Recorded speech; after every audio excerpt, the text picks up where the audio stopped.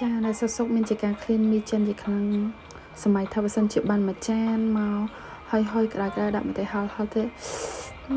នឹងជាជាតិប៉ុណ្ណាទេចាតែរសារយប់អញ្ចឹងមានតែគ្រឿងម្ជូរតែមិនជាបញ្ហាទេ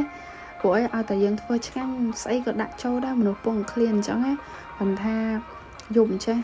ញ៉ាំម្ជូរក៏វាមិនសូវល្អដែរអ្នកពោះអត់សូវស្រួលអីអញ្ចឹងណាប៉ុន្តែសម័យមើលគ្រឿងម្ជូរក្លុកមានទាំងស្វាយមានទាំងស្វាយចន្ទីមានទាំងកតួតក្លុកចូលគ្នាទៅហើយសម័យមើលបងអូនបើសិនជាយើងបានគ្នាប្រហែលជា3-4នាក់អង្គុយញ៉ាំម្ជូរជុំគ្នាមិនដឹងមិនម្ជូរហ្នឹងបើយើងញ៉ាំម្នាក់ឯងអត់សូវឆ្ងាញ់ទេតែបើសិនជាយើងបានញ៉ាំជុំគ្នាទៀតកាន់តែឆ្ងាញ់ហ្មងហើយបើមានកូកាឬក៏ស្ទីងអីដាក់តកកជាញ៉ាំម្ជូរហល់អើយបងអូននៅសម័យរសជាតិមិនចាញ់ទេឆ្ងាញ់យកតែមែនតែនហ្មងណាហើយមើលតែពណ៌ម្ជូរទៅមានម្ទេសមានអីតំណងណាអធិស្ឋានឲ្យឃើញកាត់យកបងអូន